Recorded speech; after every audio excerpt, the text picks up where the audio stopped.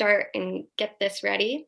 If you're not familiar with beYogi, we offer liability insurance specifically designed to fit the needs of yoga instructors who teach full-time, part-time, students in their yoga teacher trainings. Definitely keep us in mind when you're making that decision. If you want to learn more about beYogi, check us out at beyogi.com. For this webinar specifically, we had over 500 registrants. So I'm very excited to introduce our host, Stacie Dooreck. She is the founder of Sunlight Yoga, offering a variety of online classes, trainings, and courses with an expertise in chair yoga. She became a certified yoga instructor in 1995 and is the author of multiple Yoga for Everyone and Sunlight Chair yoga books. Stacie, if you don't mind me asking, can you tell us a little bit about your experience with football and the NFL?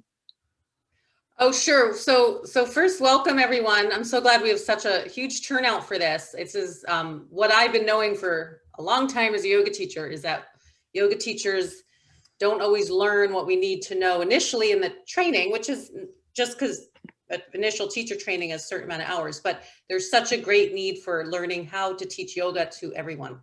As yoga teachers, we'll get into it more. But I've been teaching 25 years. My first training was the Shivananda ashrams and several since then. And I teach part of what I do for about 20 of those years was starting up yoga at companies on site. So yeah, so for the last year and a half, I was teaching for a front office staff for the staff of an NFL team in my area. So that was a lot of fun. And I've been teaching, and I still teach weekly now for a hospital employees and a pharmaceutical company. And we're online now in California because of the shutdowns, but I've been teaching a lot of, it's not always office yoga. Sometimes it's full yoga on the mat, hatha yoga, but I also teach chair yoga at companies and for health fairs. So we'll talk more about that, but I love I love bringing yoga into companies and hospitals and places that maybe wouldn't have it as much otherwise if teachers don't go in there. Yeah, that sounds really fun, and especially bringing yoga to those groups of people is super important. So with that being said, we can get right on into it. If the attendees have any questions during the webinar, please feel free to send them in the chat, and we will make sure to get those answered in the webinar or post-webinar blog, which we will post tomorrow on beyogi.com. Again, thanks for joining, Stacie. I'm very excited to jump right in. Yes, happy to be here with you all. So if you want to start on your presentation, let's go. Yes. Okay. So, and it's okay if other non-yoga teachers join this, because there's so many reasons to learn, or even just to share chair yoga ideas, maybe with your parent or loved one. So if you're not a yoga teacher, you're still in the right place. This could be just for your practice. You want to learn about why this is beneficial. So before the pandemic, people still were sitting at computers in offices, long hours, and it's really healthy to move and do yoga for stress management. So one reason I was bringing yoga into the companies a long time ago was because I'll backtrack in a moment, but I grew up with, I won't say a yogic household, but in a way, because my parents raised me vegetarian. My father had a meditation room when I was born, and my father was going to ashrams and took us to meet some of the gurus. So I was exposed to yoga because my father was practicing before I was born, and my parents raised 4 children with the yogic diet, which was then vegetarian. So I grew up with this, and then as a teenager would go with my father to the Shivananda yoga ashrams and watched him do it. But I started really from an injury in high school from several reasons, and it was so beneficial. So in college, a few years later, I took my Shivananda yoga training. I went for a month to an ashram because not necessarily to teach, which is all I do now, but I wanted to immerse myself, like many of you may have experienced, is why you do a training. I wanted to immerse myself in the knowledge of yoga. I was feeling so much benefit to my own life, to helping with anxiety attacks. And when I was in college, it was helping with some depression. It was helping some post-traumatic stress. It was helping, my neck pain went away, which is why I started the postures. There was so many benefits. I just wanted to share it. And when I took my training I came out, was at Rutgers, and I started teaching to my dorm room. I could fit like 2 people in my dorm, in my little room with the roommate, and whoever 2 friends want to come in, I teach them the Shivananda hour-and-a-half sequence. Before I took my training, I was actually doing it an hour-and-a-half a day on my own every day, and meditating, learning from the books before I took classes. And then I'd drive into the New York City Center and go to the satsang and meditation. So I was sharing it. And then like very soon in, I taught it was finals time. Everyone's so stressed. So I thought, let me teach the relaxation, the last 10 minutes of class, which Shavasana, but it's not just a pose, Shavasana, and it's not time to go to sleep. If you really do the practice, there's the longer versions, yoga nidra, yoga sleep. But even in 10 minutes, there's these yogic techniques to deeply relax the mind and the nerves. So I taught for my dorm a yoga relaxation, just like a 20-minute class. We had so many people come. The whole dorm was like there. I couldn't believe it, like 60 or 70 people. And I was this, I don't know, 19 or 20-year-old brand new teacher. So I think I just had a passion in my heart from early on doing yoga to share these gifts with others.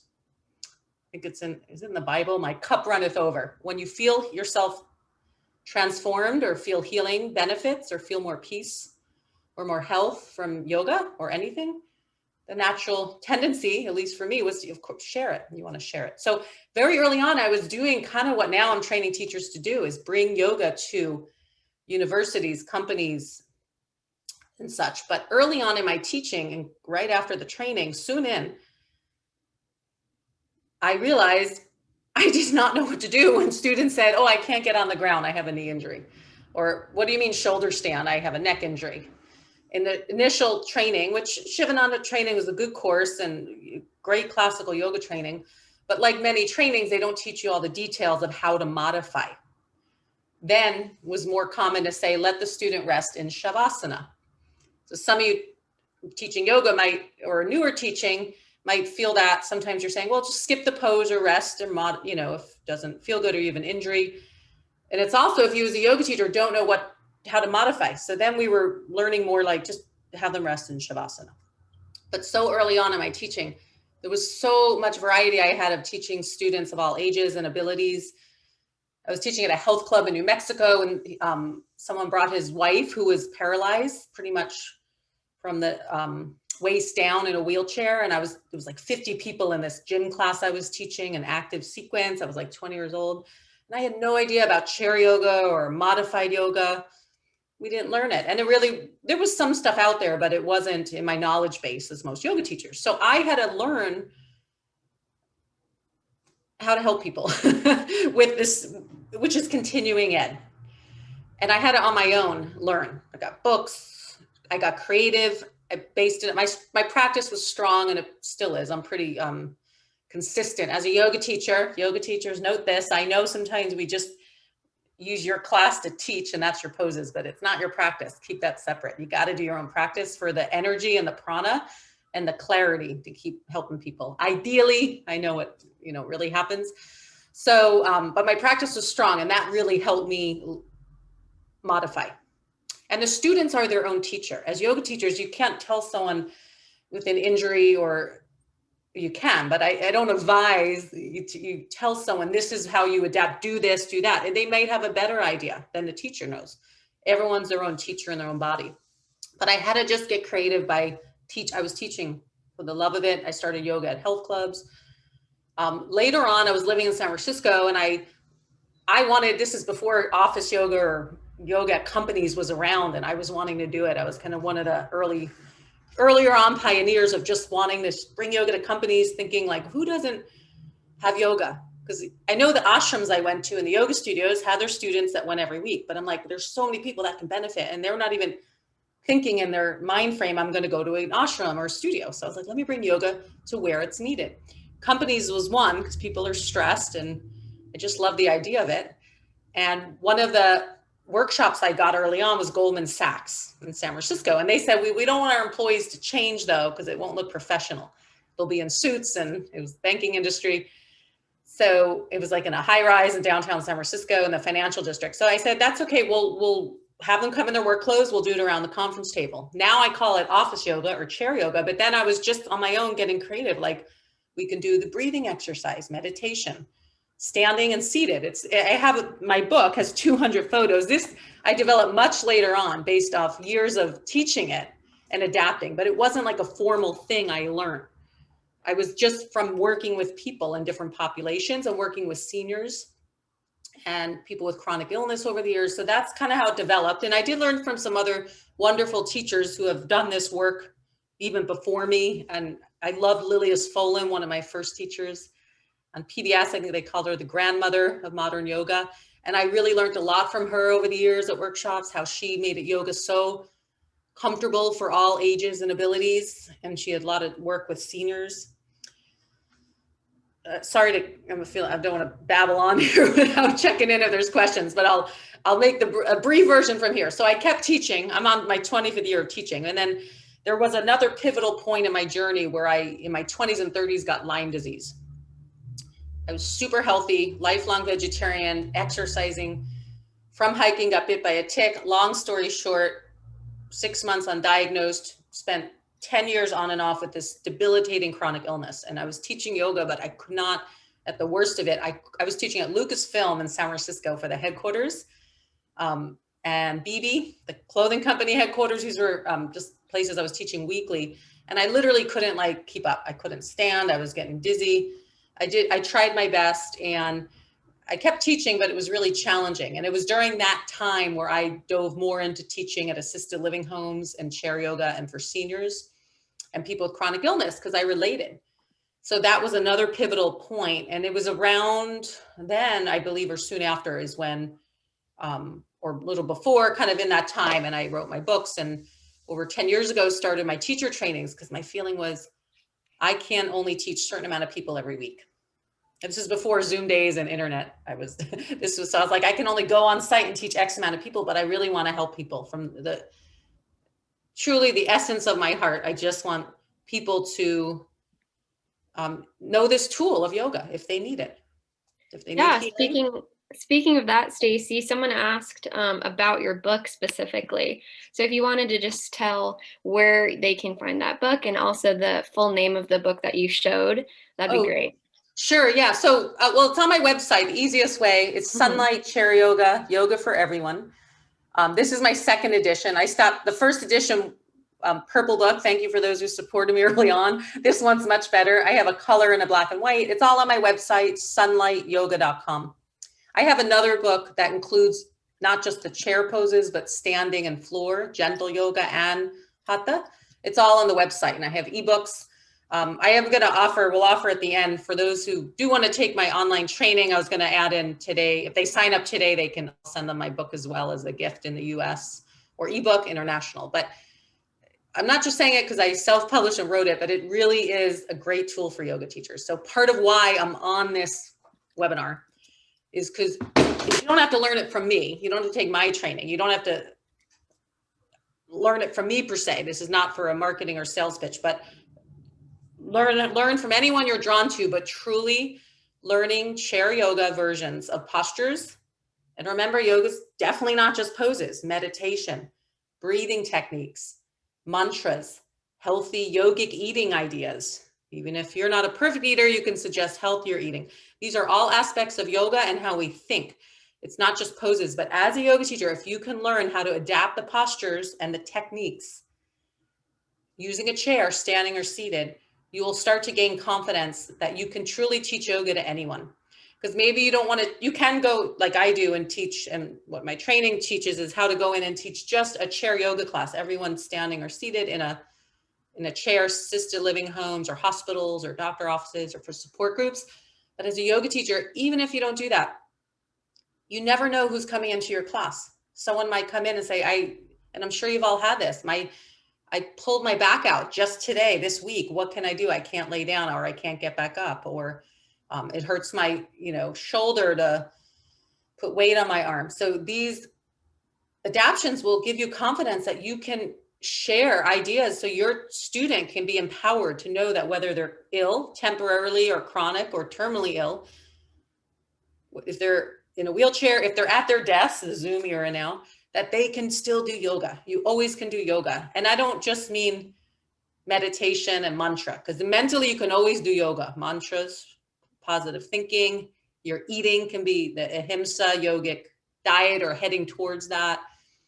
You can do breathing exercise. Everyone can do that, even in a bed or hospital bed. But what I'm saying also is what I started to realize is I don't want to just tell my students like 20 years ago, rest in Shavasana if you can't do this pose. But you can literally do almost every posture standing or seated in a chair. It's really so wonderful. Sun salutes, inversions, twists, and we'll practice a little today. So there's never a reason you can't do yoga. If you, as Krishnamacharya, the great yogic master who was Iyengar's teacher and Patabi Joyce's teacher, he says, if you can breathe, you can do yoga. Yoga is not about the poses. That's just one tiny part of yoga. But considering as teachers and students, most of us need for our physical vehicle, our body temple, we need to move every day and exercise every day. So if you can't get on the ground, or if your joints hurt, your muscles hurt, if you have chronic fatigue, recovering from a surgery, do you just say, well, when I get better, I'll do yoga? No, because maybe yoga will help you get better, if not physically, mentally. So where do you start? And when I was so sick with Lyme disease, I literally was doing a chair yoga for seniors video or DVD from a library. I was so sick, I had to move to New Mexico for a while. And I didn't take a break from teaching. I never gave up. I started teaching for those with chronic illness and multiple sclerosis, and was teaching people where I was at then, because I couldn't teach the regular then. I wasn't in that energy frame. But literally, I've done this from my experience, and I've watched students, and it's amazing to watch people transform. That everyone can empower themselves with yoga if they know how to adapt it. And if, as a student, you learn. You don't worry if the teacher knows. Don't worry if your yoga studio has chair yoga. You can go to any class, and I'm talking like a vinyasa, ashtanga yoga, hot yoga, power yoga. It doesn't matter. You can go into that class as a student and do that entire sequence in a chair. Chair yoga is not a style, like a lineage. It's not like hatha yoga or kundalini. I'm certified in kundalini yoga. I did a year training, and Shivananda and gentle integral. Every few years I did trainings for my own knowledge, but it's not reliant on a style. As a yoga teacher and student, you can teach what you practice. And I teach in my trainings, not to teach my yoga, but to teach their yoga, just adapting it. Chair yoga is not a new kind of yoga. It's just using a chair as a prop. So yeah, I can go on and on, but I don't want to babble on too long. But did you want me to answer questions, or do you want to practice? Do you have any questions, or? Yeah, a question came in, and please excuse me if I do not say your name right, but B. Dale Souffle, he said, or she said, I've taught the internal martial arts of Tai Chi for 15 plus years and yoga for about 2.5. Most of my current students need modification, and I've learned to adapt most applications in martial arts and most asanas for the chair, or at least minimized some of the more strenuous aspects. I'd like to know how to increase the activity of the student even if they do not stand. Okay, wonderful. And I love Tai Chi and Qigong. I do some myself. And the assisted living homes and senior centers, I teach chair yoga or have taught. I love when I see they have Tai Chi, and they have Tai Chi and Qigong seated in chairs, like chair yoga, chair Qigong, if you want to call it that, or chair Tai Chi. But they usually don't call it that. It's just like the yoga, you can get creative and adapt all the poses seated. And some of the assisted living homes I've taught does, like, most of the students might have to do the whole class seated in the chair. So I love the combination. In terms of martial art, to minimize Tai Chi, the reason I love Tai Chi and Qigong is it is pretty gentle. It doesn't have to be strenuous to begin with. And some of the modifications are so simple, like, right, you can do the arm movement in the chair, seated or standing. They might need a hold as support of a chair. Yoga, you have to get a little more skilled in the asana with more modifications safely as a yoga teacher to teach that versus Tai Chi. So to increase the activity of a student if they can't stand, it's what I teach in the chair yoga. So I'm just going to scoot back a bit. You can get cardio in a chair seated. You can strengthen your muscles seated. Yes, strengthen, not just flexibility, not just cardio. They have chair exercise, so you can do like swimming motions, running in a chair, and aerobics. But yoga, I keep my yoga the real deal, even in a chair. I'm teaching what I learned from my lineages and the ashrams, got a little creative with some. So I'm not going to talk about the Tai Chi moves. That's going to be your expertise. B Dale, sorry, I don't know your first name, who asked the question. So that'll be up to you, but how do you keep them, basically, how do they increase? They can either increase how long they're doing it before they rest as they build up endurance.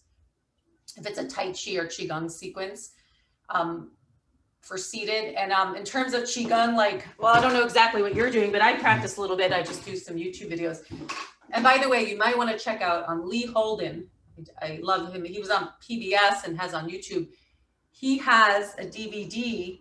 I have it here, actually. I got it just to, I love watching to see what other traditions do. He has I think his mom is in the chair doing the Qigong and he's doing the standing.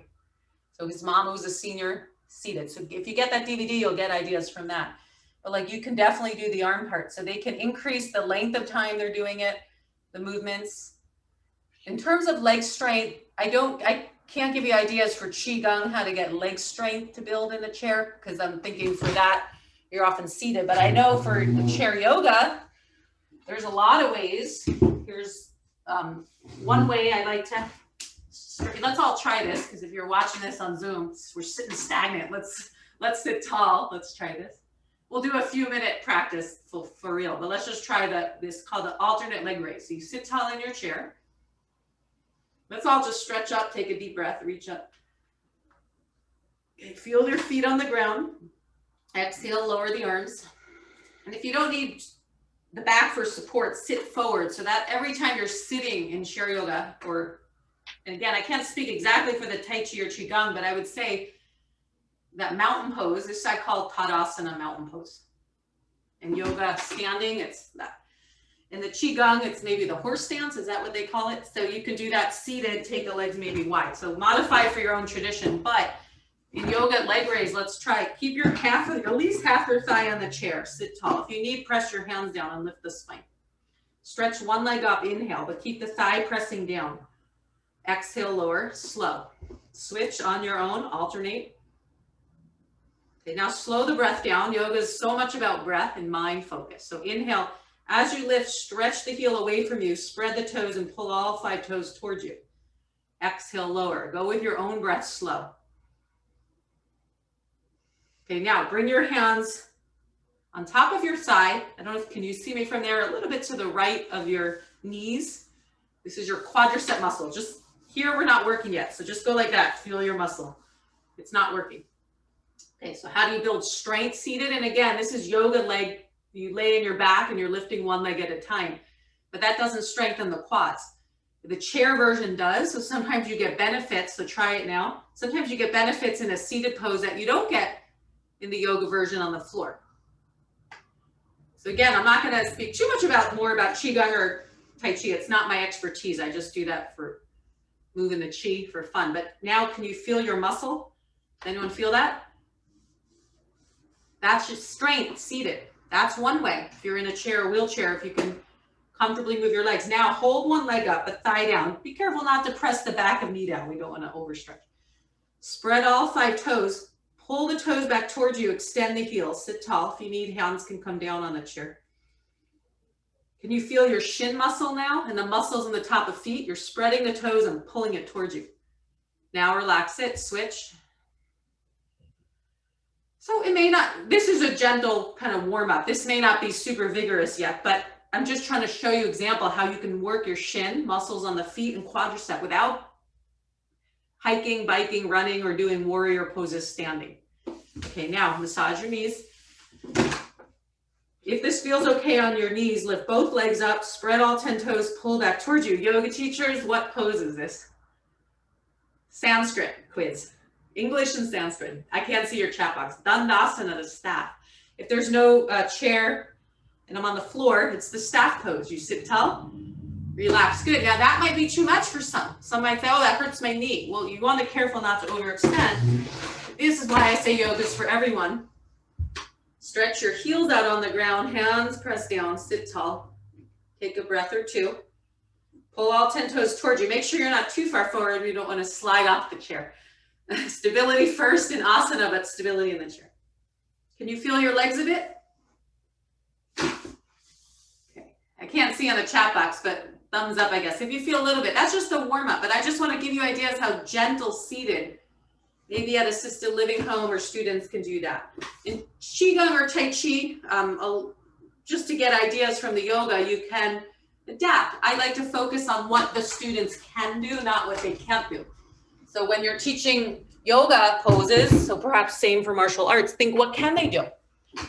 And then it changes your mind frame. Instead of focusing on, oh, but they can't stand and the class is standing and what do I do? What can they do? You can move your arms. You can join in the arm part. You can do the breathing. You can increase the length of time of the exercise. Does that help a bit? Okay, and there's standing versions of all these poses too for strength. So again, this is about yoga, not my expertise, but like in yoga, it's called Ookatasana, the chair pose. If anyone wants to get up while you're listening, get up from that chair. Everyone, too much Zoom sitting time. If you're needing a chair or in a wheelchair, that's different. Or if you're in a chronic acute phase and your energy's low, this is why you can do poses standing. But I'm talking about for those who are just watching the Zoom call and teaching yoga and working, you need to move your body. And if you can stand, come on up. So hands to the chair, feet forward, breathe in. Exhale, drop the knees, keep the knees facing the toes. Yoga practitioners and students and teachers, you'll know what this is. Stand tall. That's Ookatasana, the mighty pose. Maybe done with feet together. It's like you're sitting in a chair, but it's not a chair pose. But all this is doing is giving that stability. So you can do vigorous leg strength poses standing for those that can stand. And then for those that need to stay seated, you would stretch the arms up. So you still get benefit just from moving your upper body and arms. This gets blood flow to the heart. I've also been teaching for heart disease patients at a cardiology office for a few years. This definitely works the heart. And actually in Light on Yoga, BKS Iyengar says Warrior 1, Virabhadrasana, which you can do with a chair, one leg back, front knee bends, more front leg strength and glute strength. He says this pose strengthens the heart and tones the waist because you're stretching up. You hold this, even upward hand pose, I call it. Just arms up, seated.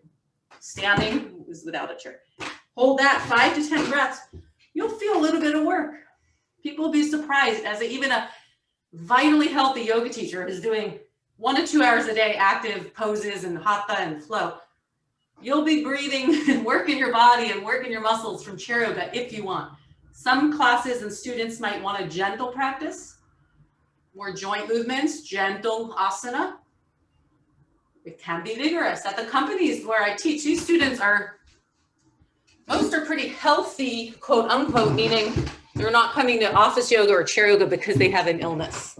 They're sitting all day and they're happy to have online now or on-site yoga. So in those groups, I want them to get up and move a bit, not just meditation. Yeah, Stacie, on that. So for people who cannot easily stand, not just wheelchair bound, this is a question from Lynn, by the way. What suggestions might you have for improving balance? Okay, and BDL, did I carry a big stick for Dandasana? Am I saying that? I'm saying it pronounced softly. I'm saying the Sanskrit a little wrong. Excuse me. Is that what you're saying? Yeah, no. So Lynn asked the question. Okay. So for people who cannot easily stand, not just wheelchair bound, what Great suggestions question. might you have for improving balance? Okay, so if they can stand, first thing, the support of a chair or wall or both is very useful. So that way the fear of falling or actual falling is alleviated. So why don't we all stand up again? Because the best way to learn, and I'm not going to just intellectually answer this question, I want you to try it and you tell me after. Come up to the right side of your chair, and I'm going to answer this question while you do this, is the answer.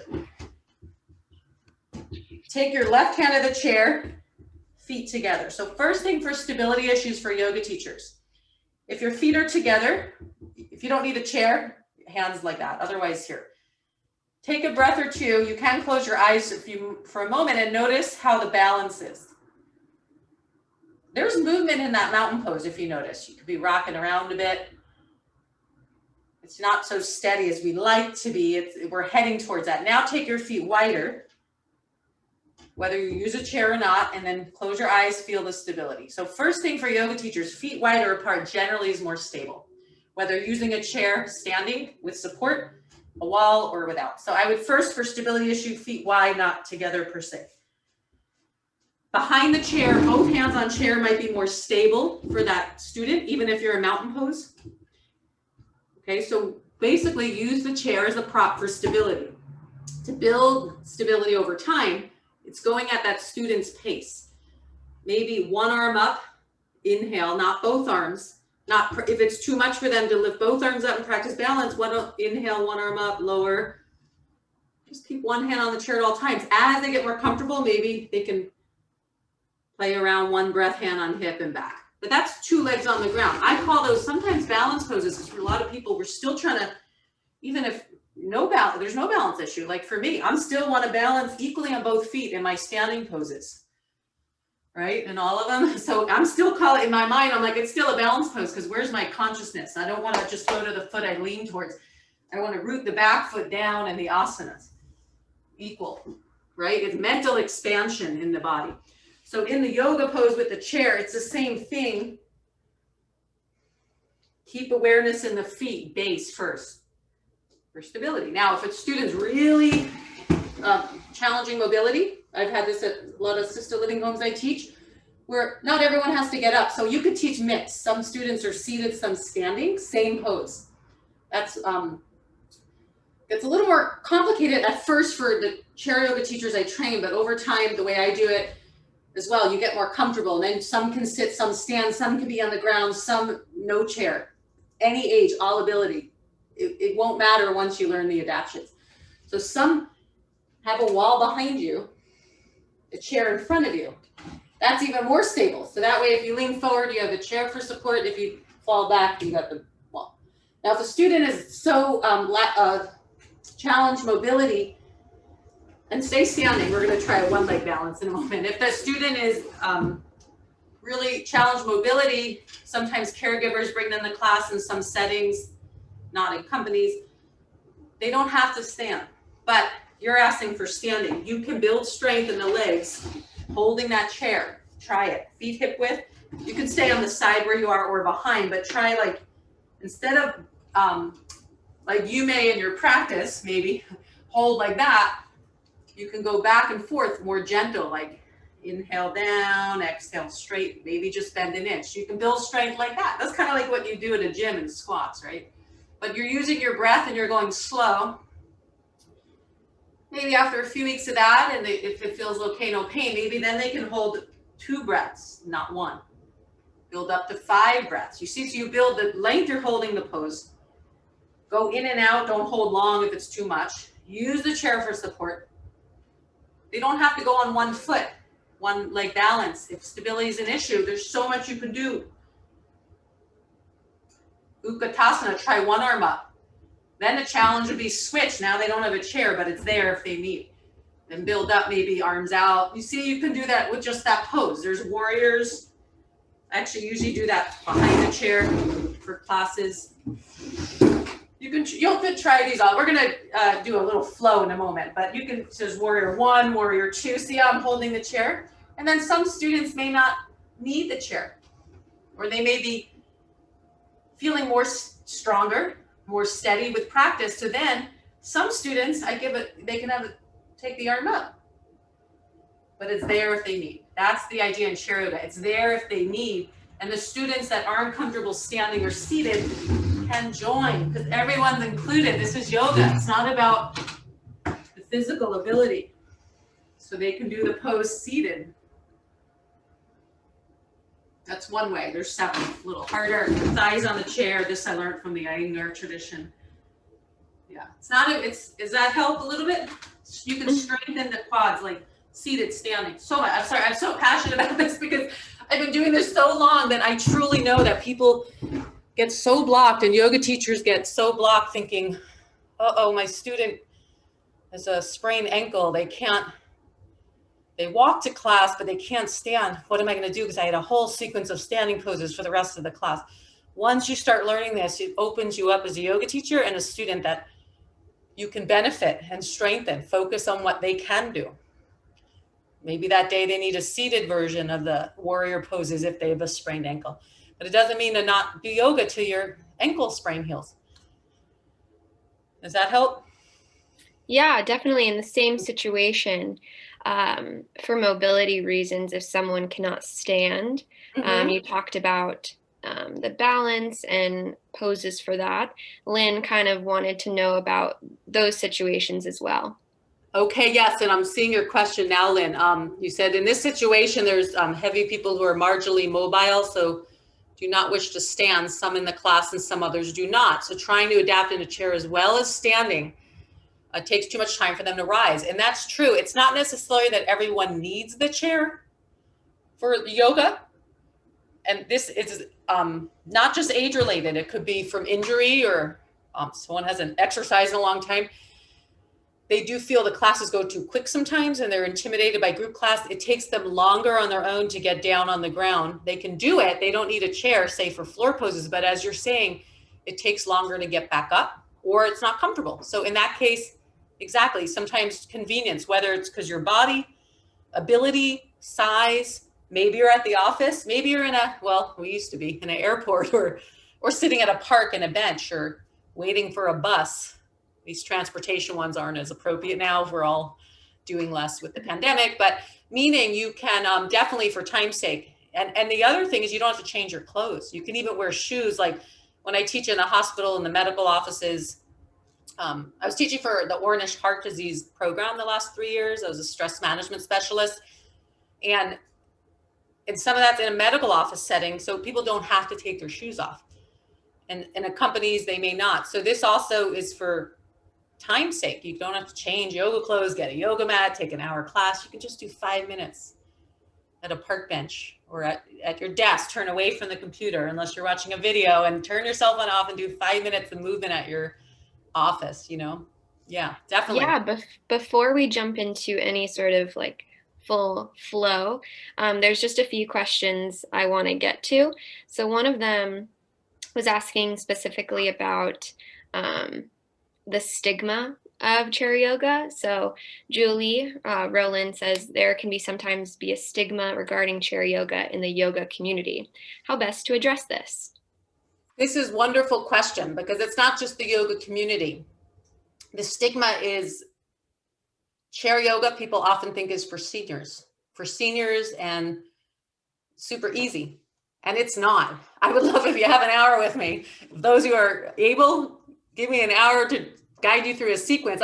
If you want, you can be dripping sweat with asana. I always do the relaxation and meditation and breathing, but it could be very vigorous. So it is a very common stigma, not just for yoga teachers, but also for students who never did yoga and they think, oh, but I can't get on the ground, but I don't do chair yoga. Like I'm 50 years old or I'm 70, but I don't want to feel like an old senior in a chair. I hear this all for so many years. So it is definitely a stigma, which is educating people. Because I teach chair yoga for all ages at companies. I teach chair yoga and train teachers who teach in the schools. I'm seeing a lot of it on Twitter now. People are posting these fun photos of kids, elementary school and teenagers doing chair yoga, whether the teacher zoomed in or it's the school teacher teaching it, if they know, to give them breaks every few hours. So it's the stigma is there, but it's not accurate. Chair yoga is for kids in the schools now. Zoom, all ages office workers. And long before Zoom, I was going in offices teaching like every week chair yoga, some on a mat, some in chairs, because the employees, for those reasons, don't want to change, don't have the time. They don't want to be having a shower. They don't want their coworkers to be like in a yoga mat and yoga clothes or uncomfortable. So definitely the stigma is there, but it's all in the education. And the way I teach in my chair yoga training as yoga teachers, it's very important how you market and present and title your classes. Now, if you want to teach an assisted living home, chair yoga class will be all seated, gentle postures, everyone can join. However, if you want to teach, say at a YMCA, a chair yoga class, it doesn't have to be gentle for everyone. Maybe it's enjoy yoga using a chair for support, learn postures standing or seated. So some people can do And it's for all ages. So it's really how you present it and how you educate the class and what the sequence will be. Because if I'm going to teach in a hospital for a recovery group, people recovering from surgery or chemo, we might do more restorative in a chair, more meditation, not tons of active. So it depends. But the stigma is real. It's just doing it once. You try it and you're welcome. I have on my website, is it linked on that, Sunlight Yoga? If not, on my YouTube page, I filmed some public local cable shows. I put a few up on my YouTube and I put other videos. You can try it. Try a full class. You'll see. You're going to get your work in. And I love asking the yoga teachers after when they're new to chair yoga doing it, but they want to teach it. I have them do like the sun salute standing and seated, and we'll do it in a moment. And then I'm like, how does that feel? Does that feel the same kind of energy flow and the same muscles used as your sun salute on the mat? And they're like, yeah. And I'm like, why is everyone so surprised? I know why, because the stigma. But when you're doing down dog in a chair, yeah, you're not using your arm strength like on the floor. Here's one way to do it. But you're still stretching your hamstrings and your spine and getting the prana moving. Don't forget, yoga is about moving the energy. Right? So, of course, it feels the same. That's what we want. It may not always feel the same because there are some strength you won't get seated, but sometimes you get more. So, stigma is real, but once you do it, educate the students, let them try it. I think it'll go away. And it used to be more a stigma. It's getting more and more common. And as all of you are joining, I'm so happy. We have 227 people on this plus live streaming. That's because we need it, not just yoga teachers, but people are zoomed out, too much computer time, but not time or motivated to do that hour practice. So this is so applicable in this day and age to adapt yoga. Maybe you want to share it with your grandparent, your mom, your coworker, a friend who has an injury or disability who thinks they can't do yoga like they used to. They can. Maybe you can show it to them. It doesn't have to be a formal class. Yeah, does that help? Okay. Definitely helps. I got a lot from that. Another question came in, and a few other same type of questions came in. This one's from Brett Carr. What's the best way to help companies understand the benefits of bringing office yoga to their employees? I think this also goes along with bringing chair yoga to schools and to children. So just understanding the benefits and bringing those benefits to people. How do we? Yeah, that's wonderful. And so when I started teaching at offices, again, earlier on, if you're on early in the webinar, like 20 years ago, there wasn't yoga at all at every company. And we're pretty ahead of the scale a bit in Bay Area, where we were doing it long before some other places in the US. It's getting more common. But there's several things you can do. Back then, I would like call and email and out of the blue and like, there's so many benefits to yoga. And I would focus in on think about what are the benefits of someone doing yoga in the office. And this is what I would present to HR. And you can look at my website, sunlightyoga.com. I have a page, I think I called it Office Yoga. I would say it helps team building, right? It's a fun activity all the employees can do. You don't need, if you're doing the chair yoga for companies, they don't need to get down on the ground or change clothes.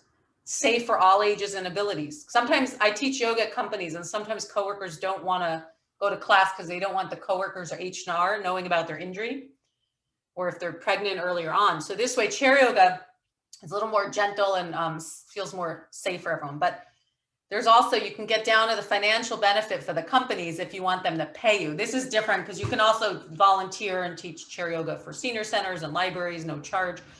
But get down to the bottom line. It's on, I think I put on my website, there was a study from Aetna Health Insurance. I believe the CEO is doing yoga or meditation, and he did a study. I think it was like 15, I could be wrong with this. I got to look up the details. It was either 12 to 20 minutes a day. And I think it was meditation and pranayama, not even yoga poses. Somehow he determined that employees can save the company $3,000 annually if they have wellness and mind-body practices on site or in general. So you can present to HR, because the other thing I like to think of is activity directors at assisted living homes and HR managers may have never done yoga and may never. I invite them to my class. I love when they feel it and enjoy it because I just want everyone to do yoga because they'll feel better. But present to them how a benefit, assuming they don't know what yoga is. So start going into their chakras and aura balance and Hare Krishna chants, because soon they are not interested. They just want to provide their coworkers a benefit. And that's another benefit. It's a benefit for employees, right? And I even suggest to the HR managers, right now I'm teaching weekly for a hospital employee staff and a pharmaceutical staff online, but I've taught and started up programs for the BB Fashion headquarters. I taught for like 8 years every week. And earlier on too, when they start the program, a benefit is I say, when you have your job descriptions, like you're hiring for whatever, store manager, you can put on-site yoga. We offer, what does the company offer them? 401k, you know, whatever, free lunches, company yoga, wellness programs, and they're doing it. And it's a benefit. And the employees tell me every week in yoga, they'll be like, not every week, but employees all these years teaching, so many employees tell me, you know what? I hate this job. I don't want to tell, but I look forward to Wednesday because we have yoga. Or I wasn't going to come in the office today. I was going to call in sick, but we knew we had yoga and I love it. So it brings joy and it's fun. And people are sometimes busy with kids at home and or tired when they go home after what we used to be commuting. We're now most people online in California. So it's on site. It's convenient. That's another thing. Convenient. No time to get to the yoga studio. No time needed for commuting. They bring their yoga mat. If there's chair yoga, you don't even need a change of clothes. You can do, somebody I saw asked, how long do you teach chair yoga? It doesn't have to always be an hour, hour and a half. It could be a 30-minute lunch hour class at a company you could teach. Yeah, and office yoga, I sometimes use that word just to show them you're going to do yoga in the office. But generally, office yoga is chair yoga, although I do get specific. And I saw someone ask, can you do poses for, I think, people like all abilities in the office? So yeah, well, so I would like to focus when I teach people in the office, what hurts? Well, most of us anyway get stressed, shoulders, neck tension, the eyes can get dry at the computer.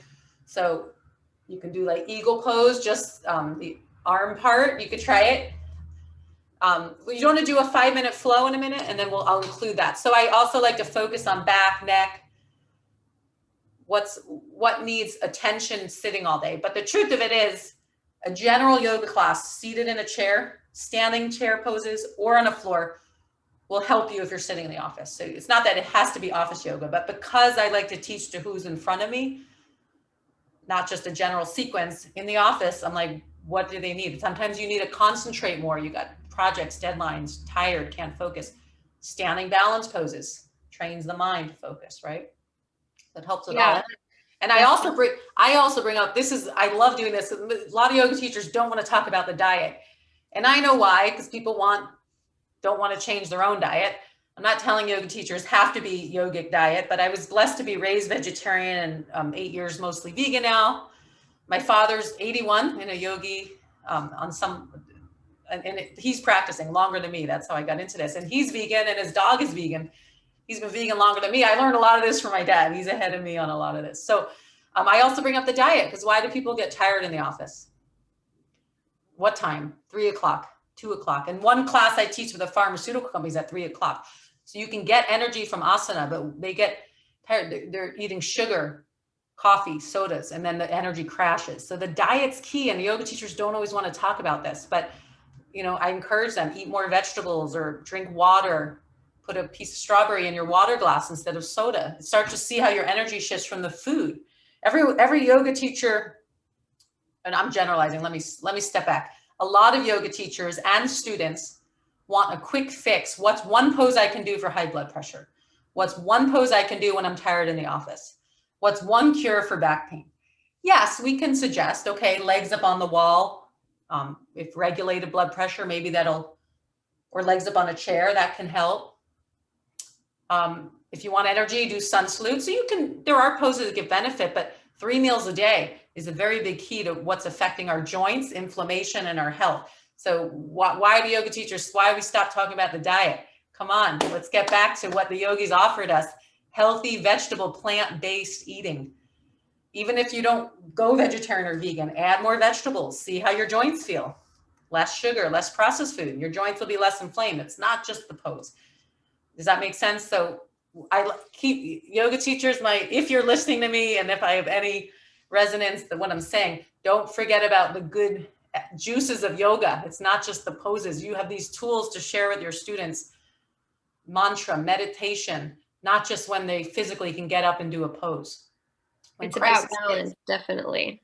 Yeah, balance. When crisis hits or your Mhm. back is out, what are you going to do? You're in Yeah. bed.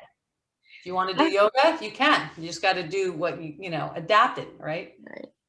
So we have only about 8 or so minutes left. I'd love everyone's calling for a flow. So Let's do 5-minute flow. Okay, so I'm gonna gear, and again, for those of you who are seated or in a wheelchair, normally I would teach the seated pose first together. So as a yoga teacher, I like everyone to know we can all do, let's start together. And then I'll suggest those that are gonna stand can do the standing. So now we've learned the seated and then standing. So some could be standing and seated, but just for time's sake, since this is 5 minutes and I don't see any of you on video, except yeah, I'm only seeing on video here Lizzie. So I'm just gonna do a few seated poses and jump into standing without giving seated and standing. But just know that in a normal class, I'm gonna include everyone and look at what people can do, even on Zoom. So, okay, we're gonna start where you are seated.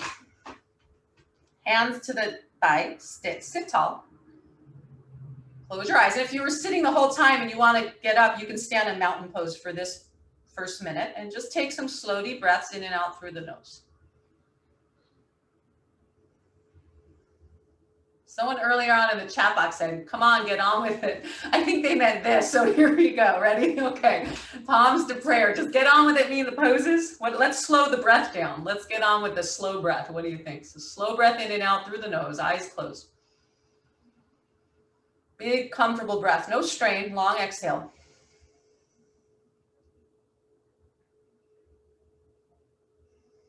Eyes closed. 3 more slow breaths on your own, tuning into your breath, letting everything else go. Just noticing breath. Feel the body. Get present in the body. Okay, now inhale, arms up. I'm going right into a sun salute, which traditionally is a warm-up. Reach up. If you have back pain or osteoporosis, or if you're not sure, just hands to thigh, maybe lean an inch forward, lengthen spine, lift the sternum. Only if you know you can forward bend comfortably. I'm not going to get into all the contraindications in this flow, but if comfortable, you can lengthen spine, slide hands down the chin. Maybe some of you touch the feet. Not everyone's going to forward bend. Inhale, lift the heart, hands under the right thigh, lift the knee, seated lunge. I'm going right in a sun salute, traditional warm-up. Exhale, lower. Different ways to do this. Switch, left leg up, slow. This, by the way, good for sciatic joint pain if you're at your desk all day. Release. You're going to sit tall. Inhale, mountain. Let's do a cat, not really in the sun salute, but little, if comfortable, navel to spine, stretch the arms. Cobra, Bhujangasana, normally done on your stomach. Either hands to the chair base, lift the heart. Some of you can hold the chair back. Okay, so just quick ideas for yoga teachers, how to do a seated cobra. You can also try, keep breathing slow. Try interlocking the fingers behind, lift the heart, look up. Let's bound hand, Bhujangasana, which you do on your stomach. Release, arms up, inhale. Exhale, prayer. Other side, left leg starts, inhale up. Exhale, fold. For those with low back pain, just here's ideas. You can also use the wall like this. By the way, you don't have to forward bend if you have a wall and chair. Otherwise, wherever you want to go, as far down as comfortable. Inhale, as you rise, lift the heart, lift your left leg up. Flowing with breath. This is moving meditation. Exhale, lower. Go at your own pace and switch legs. Inhale, right leg up. And lower, exhale. Stay with breath as best you can. Inhale, mountain. Exhale, cat, if comfortable, navel to spine. Cobra, inhale, either hands to chair base or back or fingers interlocked, looking up. That's good to help your posture if you're sitting. Sometimes I like to move my hands side to side, loosen up the shoulders. Let's try that. Release, inhale up, palms to prayer. In a seniors class, I would normally do joint warm-ups first before sun salute, but if comfortable, that is a warm-up technically. Now close your eyes just for a moment, feel your body. Does that get your energy and blood flow? Like standing? That's just seated. Let's try standing. A little more work now. And here's your, if people are waiting for it, let's move with it. We're gonna do one standing round. And if we didn't have time for questions, I can answer questions. People can email me. So we'll get to, asked a question. I appreciate it. And I will get to it. I'll email you back if we don't get to it today. So yeah, we'll make sure all the questions that you all have. Don't ignore it. I appreciate all these great questions. So feet hip width, standing tall. Okay, now you may not need the chair. If you're teaching it, your balance might be okay. Today, you don't need the chair, but I just want to show you for teachers, if your class, even some need a chair, I would have everyone, let's bring the hand to the chair for support. And if you don't need it, arms relaxed. I like to give the idea. So it's not that everyone mountain pose, oh, and if you can't stand and your balance isn't good, hold the chair. It's not like that. It's just like, if it's chair yoga, let's all come to standing, hold the chair. And then if you don't want the chair or need it, does that make sense for teaching tip? Okay, now let's stretch up. If you don't need to hold the chair, reach up, inhale, maybe a little arch back. Exhale, forward bend.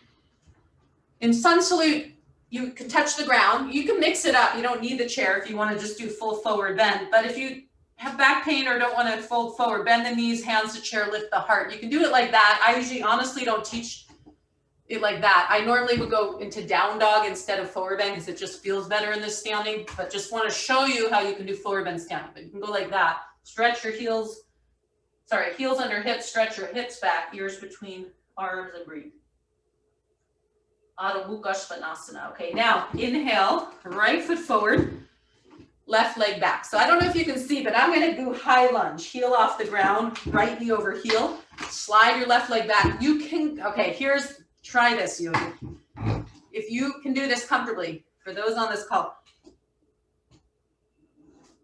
go into your full pose. Press your left heel back from the navel, right knee over heel.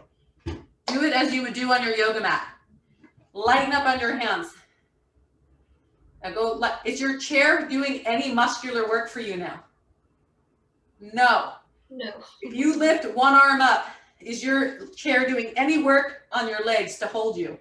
No, it's just helping you not fall. Switch. Your legs are doing the exact same work as those you want. Try both arms up, proud warrior. Same exact work in the legs, whether your hands lightly touch or not. So you can do full asana. It's just there for balance. There's different ways. Does that make sense? Okay, step it forward. Yeah. Now Cobra, fingers interlock, standing Cobra. Lift the heart. Now this is accessible chair yoga. So if you can't interlock the fingers, you can use a belt.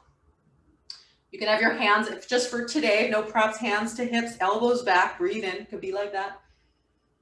Or I'm back and release back to down dog. There's different versions. I'm just giving some sample. Good. Now switch, left foot forward. Okay, so right leg back, high lunge. If you want to go deeper, lower the hips as you lift the right thigh. From your navel, extend through the right heel.